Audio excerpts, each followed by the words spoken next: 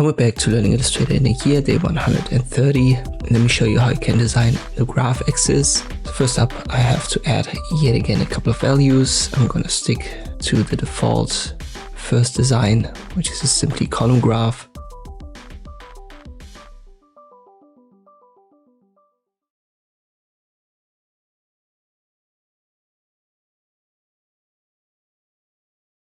And now to design it, we use yet again right click on it, then type. I've talked about the graph options in the last video.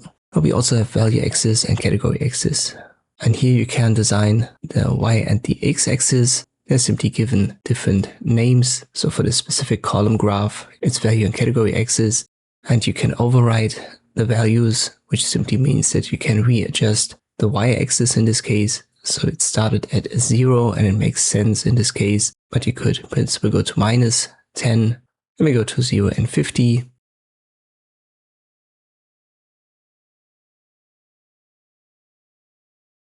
Depending on the dividers that you've got, it will give you odd numbers. So in this case, I had 6 dividers. If I just make that 1, it goes from 0 to 50. So for 2 dividers would be 0, 25 and 50. But if you go in between, as I've said, I had 6 divisions. Then it's calculating 50 divided by 6 and you will get odd numbers. So watch out for that.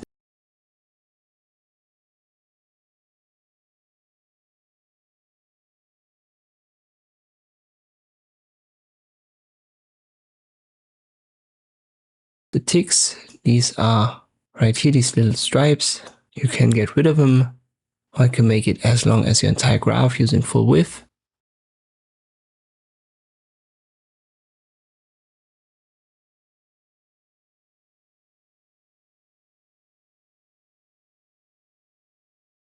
And you can add more dividers in between. So I had 2 dividers here for on top tick values, but for the tick marks, I can also place more dividers in between. Let me add 4. And now we have 4 in between 25 and 50 and 4 more between 0 and 25. Add labels, this is for adding something as a prefix or suffix to the numbers. We add XX and you can see it's placed before every number now.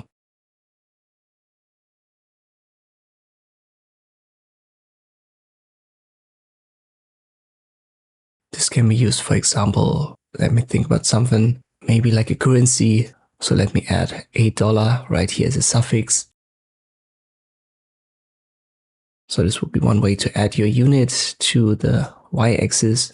The X-axis in this specific case is the category axis, and here it works the same way, but we don't have all of these options. We just have the tick marks, and you can add a couple of dividers. And this little box right here, draw tick marks between labels. This is just for positioning them.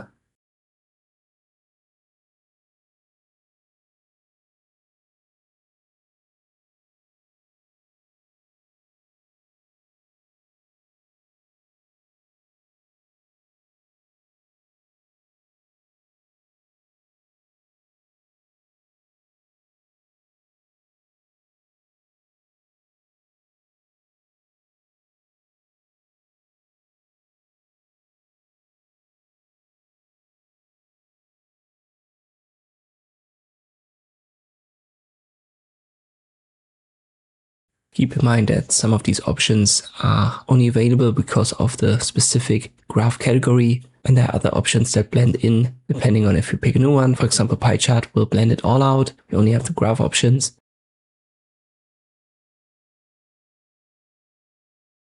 And for the scatter graph, for example, the category axis will be changed to bottom axis, and here we will have some more options.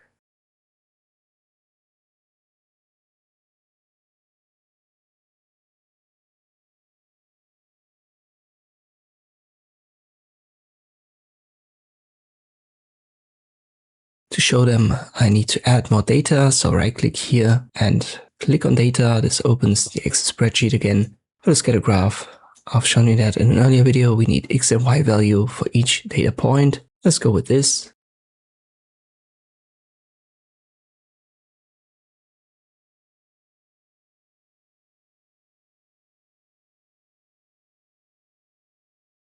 Right click, type.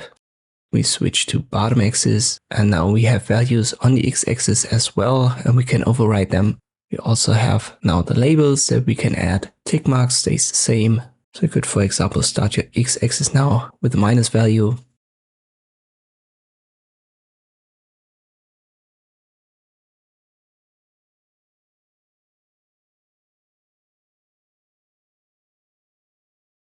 Then we go to 10 and max 40. This covers it all.